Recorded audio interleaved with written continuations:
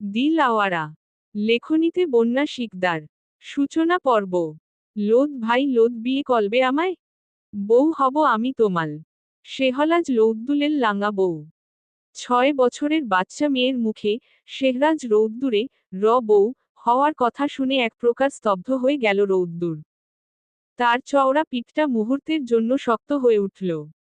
ঘাড় বাঁকিয়ে পেছনে তাকাতেই দেখল, এক জোড়া ডাগর ডাগর চোখ মেলে পরম প্রত্যাশায় তার দিকে তাকিয়ে আছে অথই। ওর ঠোঁটের কোণে লেগে আছে এক অদ্ভুত নিষ্পাপ মায়াবী হাসি।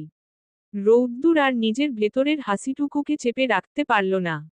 সে ধীর পায়ে এগিয়ে এসে নিচু হয়ে এক ঝটকায় অথই কে নিজের কোলে তুলে নিল। ছোট্ট মেয়েটির পরনের লাল টুকটুকে শাড়ির বাকি অংশটুকু মেঝেতে গড়াগড়ি খাচ্ছিল।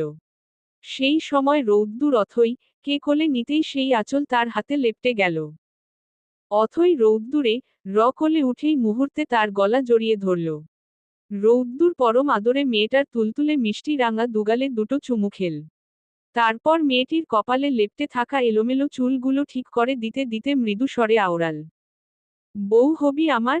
অথই একদম পাকা বুড়ির মতো জোর দিয়ে মাথা নাড়ল। গাল দুটো লজ্জায় আরো লাল করে আবার উত্তর দিল। হুম, আমি তোমার বউ হব। আমার লোদ ভাইয়ের বউ। কথাটা শুনে এবার আর মৃদু হাসিতে কাজ হলো না। রৌদ্দুর শব্দ করে হো হো করে হেসে উঠল। রুমের নিস্তব্ধতা ভেঙে সেই হাসির শব্দ ছড়িয়ে পড়ল চারদিকে। এইটুকু একটা বাচ্চা মেয়ে, যে এখনো ঠিকঠাক করে দুনিয়াটাই দেখল না, সে কিনা তার বউ হওয়ার জন্য পাগল। সবচেয়ে মজার ব্যাপার হলো, মেয়েটা তার নামটাই ঠিকঠাক উচ্চারণ করতে পারে না। রৌদ্দুর হয়ে যায় লোদ, আর শেহরাজ হয়ে যায় শেহলাজ। রৌদ্দুর ঠোঁটের কোণে দুষ্টুমির হাসি ফুটিয়ে অথই কে একটু খেপানোর জন্য বলল। তোকে বউ বানিয়ে আমার কি লাভ? তাছাড়া তুই তো আমার নামটাই ঠিকঠাক ভাবে বলতে পারিস না। এমন তোতলা মেয়েকে যদি আমি বউ বানাই, তাহলে লোকে কি বলবে শুনি? সবাই বলবে শেহরাজ রৌদ্দুরে ওয়াইফি তোতলা। ইসস, ভাবতেও কি বাজে শোনাচ্ছে। কথাটা শোনামাত্রই অথই এর চঞ্চল মুখটা মেঘলা আকাশের মতো কালো হয়ে গেল।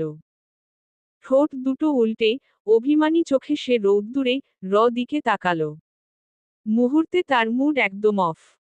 অথই এর এই চটজলদি অভিমান দেখে রৌদ্দুরে বুকে যেন এক পশলা ভালোলাগা বয়ে গেল। সে আর দেরি না করে নিজের নাকের ডগাটা অথই এর ছোট্ট নাকের ডগায় ঘষে দিল। রৌদ্দুরে নাকের স্পর্শে অথই এর সুরসুরি লাগলো আর মুহূর্তেই অভিমানের মেঘ কেটে গিয়ে সে খিলখিল করে হেসে উঠল।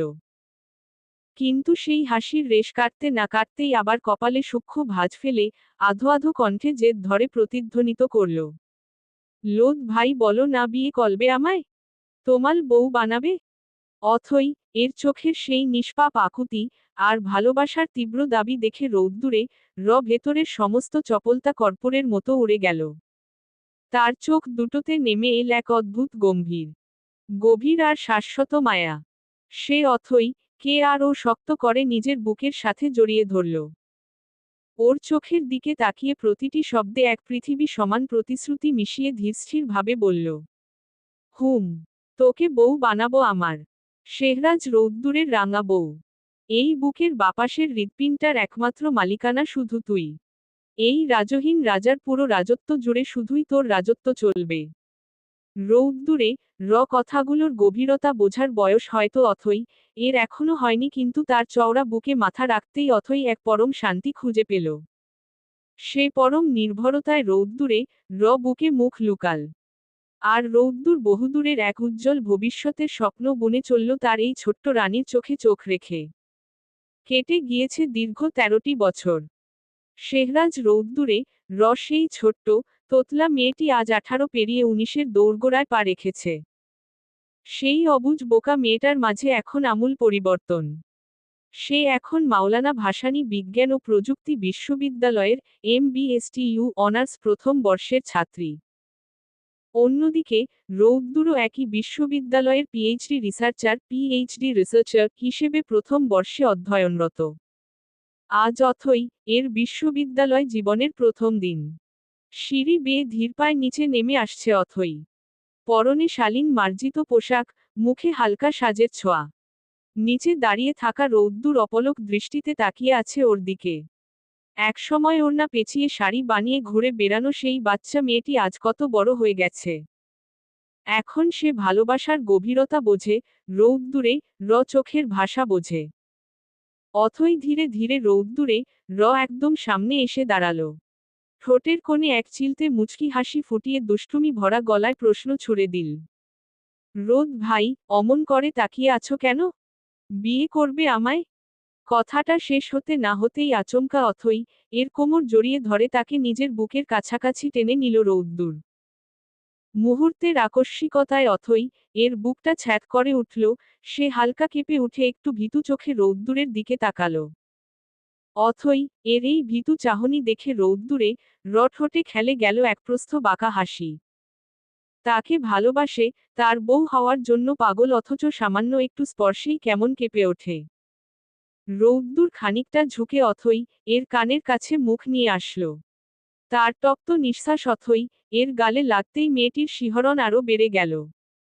তীব্র বেগে ফিসফিসিয়ে আওড়াল রৌদ্দুর। পুতুল, তুই এত কিউট কেন বলতো? জানিস তো, এই বেকার ছেলেটা তোর প্রতি ভীষণ আসক্ত। বারবার যে বিয়ের কথা বলিস, বিয়ের পর কি হবে জানিস? অথই এবার নিজের লজ্জাটা কাটিয়ে উঠে ঠোঁট চেপে হাসল। রৌদ্দুরে চোখের দিকে তাকিয়ে সোজা উত্তর দিল। কি আর হবে? বিয়ের পর সবারই বেবি হয়, সেই হিসেবে আমাদেরও হবে। রৌদ্দুর মেয়েটির এই ধৃষ্টতা দেখে চমকে গেল। চোখ দুটি বড় বড় করে বলল, ভারী দুষ্টু হয়েছিস তো। তোকে তো এবার। রৌদ্দুরে কথা আর শেষ হলো না। সিঁড়িতে কারো ভারী পায়ের শব্দ পেয়েই বিদ্যুৎ বেগে দুজনে আলাদা হয়ে গেল।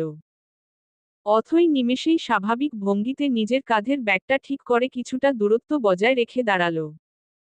ঠিক তখনই ড্রয়িং রুমে হাজির হলো মিতা। সে রৌদ্দুরে বড় চাচার ছেলে আহনাফ রহমানের ওয়াইফ। মিতা ধীরে পায়ে অথই এর সামনে এসে দাঁড়ালো। ততক্ষণে পরিবারের অন্য সব সদস্য ড্রয়িং রুমে এসে উপস্থিত হতে শুরু করেছে। মিতা সবার সামনেই অথই কে অত্যন্ত ব্যঙ্গাত্মক কণ্ঠে বলে উঠল, কি রে অথই, এমন সং সেজে কোথায় যাচ্ছিস? নিশ্চয়ই ভার্সিটি।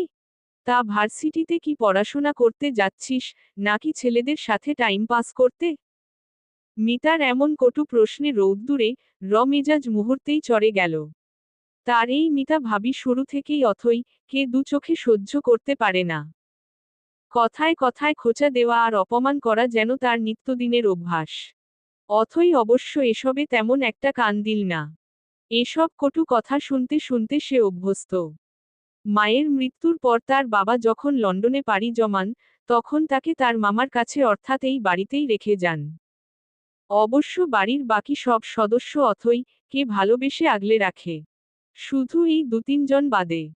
মিতা ভাবির বিষাক্ত কথার তোর শেষ হতে না হতেই রুম কাঁপিয়ে গর্জে উঠল রৌদ্দুরে গম্ভীর ও কঠোর কণ্ঠ। পুতুল না হয় সং সেজে ছেলেদের সাথে টাইম পাস করতে যাচ্ছে ভার্সিটিতে। কিন্তু ভাবি, আপনি কি কারণে এই সকাল সকাল সং সেজে বসে আছেন?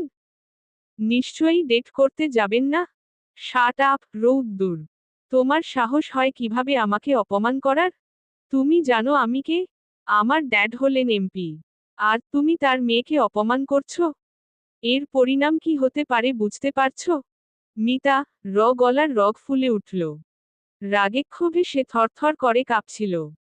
কিন্তু রৌদ্দুরে মুখে কোনো ভয়ের ছাপ দেখা গেল না, বরং তার ঠোঁটের কোণে ফুটে উঠল এক ঔদ্ধত্যের হাসি। সে একচিলতে বাঁকা হেসে ঠান্ডা মাথায় জবাব দিল, আপনার ড্যাডকে বলবেন সে যেন আমার বালটা ছিঁড়ে দেখায়। এক মুহূর্তও না দাঁড়িয়ে অথই এর হাতটা নিজের শক্ত মুঠোয় আঁকড়ে ধরে বাসা থেকে হনহন করে বেরিয়ে গেল রৌদ্দুর।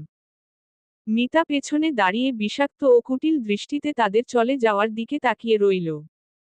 অবশ্য সেসবের দিকে নজর দেওয়ার বিন্দুমাত্র প্রয়োজন বোধ করল না রৌদ্দুর। বাসার সামনে রাখা ছিল রৌদ্দুরে প্রিয় বাইকটি।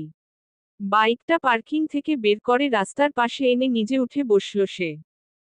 হাত বাড়িয়ে পেছনে দাঁড়িয়ে থাকা অথই এর উদ্দেশ্যে হেসে বলল, এই যে ম্যাডাম, আসুন।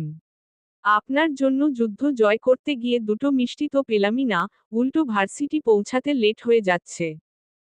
রৌদ্দুরে কথার অর্থ বুঝতে পেরে অথই এর ঠোঁটে মিষ্টি এক চিলতে হাসি ফুটে উঠল। সে মাথা নিচু করে ধীর পায়ে এগোতে যাবে, অমনি কোথা থেকে এক ঝড়ের মতো এসে তুলি রৌদ্দুরে বাইকের পেছনে উঠে বসল। আকস্মিক এমন ঘটনায় অথই কিছুটা ঘাবড়ে গিয়ে পিছিয়ে গেল। মুহূর্তের মধ্যে রৌদ্দুরে চোখ দুটি রাগে লাল হয়ে উঠল। সে চোখ রাঙিয়ে পিছন ফিরে বিকট ধমক দিয়ে উঠল। এই বেয়াদব! তুই কেন আমার পেছনে বসলি? তোকে বলেছি আমার বাইকে বসতে? নাম আমার বাইক থেকে! ইডিয়েট একটা! তবুও নির্লজ্জের মতো বসে আছে। তুলি একদম ফ্যালফ্যাল করে রৌদ্দুরে দিকে তাকিয়ে রইল। সামান্য একটু বাইকের পেছনে বসেছে বলে এমন অপমান? প্রতিদিন তো অথই কে নিয়ে যায়, আজ একটা দিন তাকে বাইকে একটু বসতে দিলে কি এমন ক্ষতি হতো? আজ পর্যন্ত কখনো রৌদ্দুর তাকে তার বাইকে বসতে দেয়নি। সত্য বলতে, অথই ছাড়া অন্য কোনো মেয়ের এই বাইকের পেছনে বসার অধিকার ছিল না। এটার কারণ তুলি খুব ভালো করেই জানে, তবুও তার অবাধ্য মন মানতে চায় না। রৌদ্দুর কে সে ব্যাকুল হয়ে ভালোবাসে, কিন্তু সেই মানুষটার ধমনীতে শুধু অথই এর নাম প্রবহমান। তুলি যেদিন নিজের অনুভূতির কথা প্রকাশ করেছিল, সেদিন থেকেই রৌদ্দুর বদলে গেছে। সে এখন তুলির সাথে অসম্ভব রকমের রূঢ় আচরণ করে। এটা তুলি বুকে তীব্র কষ্ট আর যন্ত্রণা দেয় ঠিকই, কিন্তু রৌদ্দুর কে ছাড়া সে নিজের জীবনের অস্তিত্বও কল্পনা করতে পারে না। তাই তো চরম অপমানের পর বারবার বেহায়ার মতো ছুটে আসে। রৌদ্দুর আবারও গর্জে উঠতেই ভয় কাঁপতে কাঁপতে বাইক থেকে নেমে দাঁড়ালো তুলি। ইডিয়েট! তোকে বলিনি আমার কিংবা আমার বাইকের আশেপাশে কখনো ঘেসবি না? আমার পারমিশন ছাড়া বাইকে বসলি কোন সাহসে? দিন দিন তোর নির্লজ্জতা সীমা ছাড়িয়ে যাচ্ছে। রৌদ্দুরে কণ্ঠে ঝরছিল চরম ঘৃণা। তুলি চোখে পানি চেপে তোতলাতে তোতলাতে বলল, সরি রৌদ্দুর ভাইয়া। আমি বুঝতে পারিনি একটা দিন তোমাদের সাথে একটু যেতে চাইলে আমাকে এতগুলো কথা হজম করতে হবে। I'm really sorry. Next time থেকে আর এমনটা হবে না। Just shut up. মুখে মুখে তর্ক করা শিখেছিস? নেক্সট টাইম কেন, কোনো জন্মেও যেন এই ভুল আর না হয়। নয়তো একটা দাঁতও মুখে অবশিষ্ট থাকবে না। চাবুকের মতো ধেয়ে এলো রৌদ্দুরে কথাগুলো। কিছুটা দূরে দাঁড়িয়ে থাকা অথই আর সহ্য করতে পারল না। সে থমথমে গলায় বলে উঠল, রোদ ভাই, তুমি আপুর সাথে এত বাজে বিহেভিয়ার করছো কেন? বাইকে তো তিনজন অনায়াসে বসা যায়, তবে সে আমাদের সাথে গেলে তোমার কি প্রবলেম? তুলি আপু, এসো তুমি আমাদের সাথেই চলো। অথই এর কথা শুনে রৌদ্দুর আগুনের মতো চোখ নিয়ে তার দিকে তাকালো। তুই চুপ করবি, বিচ্ছু? নিজে পায় না ভাত, আবার আরেক জনকে এনে খাওয়াতে চায়। চুপচাপ বাইকে উঠে বসো, নয়তো তোকেও রাস্তায় ফেলে একা চলে যাব। রৌদ্দুরে ধমক খেয়ে অথই শুকনো গিলল। রৌদ্দুরে রাগ যে মাত্রা ছাড়িয়ে যাচ্ছে তা সে বোঝে। তাই আর কথা না বাড়িয়ে গুটি গুটি পায়ে এগিয়ে গিয়ে বাইকে উঠে বসল সে। তুলি তাদের সামনে একদম অসহায় দৃষ্টিতে তাকিয়ে রইল। অথই লক্ষ্য করল, তুলি চোখের কোণে একফোঁটা নোনা জল জমা হয়েছে। কিন্তু রৌদ্দুরে রাগের সামনে আর কিছু বলার সাহস তার হলো না। রৌদ্দুর বাইকের মিরর দিয়ে অথই কে দেখে নিয়ে গম্ভীর কণ্ঠে আওড়াল, কোমরটা কি জড়িয়ে ধরবি, নাকি মাঝরাস্তায় ফেলে রেখে যাব? অথই আর দেরি না করে সাথে সাথে দুই হাতে রৌদ্দুরে কোমর শক্ত করে জড়িয়ে ধরল। পরক্ষণেই বিকট শব্দে বাইক স্টার্ট দিল রৌদ্দুর। হাওয়ায় ডানা মেলে বাইক এগিয়ে চলল ভার্সিটির পথে। অথই পরম আবেশে রৌদ্দুরে চওড়া পিঠে নিজের মাথাটা সমর্পণ করল। বাতাস কাটিয়ে যাওয়ার মাঝেই কোমল কণ্ঠে প্রশ্ন ছুড়ে দিল অথই, রোদ ভাই, তুমি সবসময় তুলি আপুকে এমনভাবে বকো কেন? তুমি বোঝো না, তোমার এই আচরণে আপু কতটা হার্ট হয়? রৌদ্দুর এক গভীর দীর্ঘশ্বাস ফেলল। বাইকের গতি বাড়িয়ে দিল কিছুটা। অথই কে সে কিভাবে বোঝাবে? ওই মেয়েটার সাথে প্রতিদিন এভাবে নির্মম না হলে ওর মনের গহীনে রৌদ্দুর কে পাওয়ার আশাটা কোনোদিন মরবে না। ওর মনে ভালোবাসার বিষবৃক্ষ আরও ডালপালা মেলবে। আর রৌদ্দুর তা কোনোদিন হতে দিতে পারে না। কারণ তার এই বুকে শুধুই অথই এর অধিকার। সে শুধু অথই কেই চায়। শুধুই অথই কে। মাইর খাওয়ার ইচ্ছে জেগেছে তোর? তোর রোদ ভাই কিন্তু এতটা ভালো নয়, যতটা ভালো ভাবিস। চুপচাপ আমাকে ফিল কর। এর থেকে বেশি কিছু ভাবতে গেলে হিতে বিপরীত হবে। Got it? রৌদ্দুরে হুংকার আর ধমক শুনে অথই আর কথা বাড়াল না। রৌদ্দুর রাগলে কি করতে পারে, তা তার জানা আছে। সে চুপচাপ লক্ষ্মী মেয়ের মতো রৌদ্দুরে চওড়া পিঠে পরম আবেশে মুখ লুকাল আর শক্ত করে জড়িয়ে ধরল তার কোমর। আর এদিকে তুলি এখনো সেই একই জায়গায় নিথর হয়ে দাঁড়িয়ে আছে।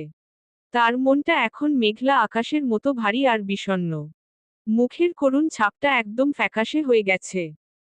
একসময় রৌদ্দুরে বলা সামান্য একটা করা বাক্য যে সহ্য করতে পারত না, আজ প্রতিটা ক্ষণে ক্ষণে সেই মানুষটার হাত থেকেই তাকে চরম অবহেলা আর ঘৃণা সহ্য করতে হচ্ছে।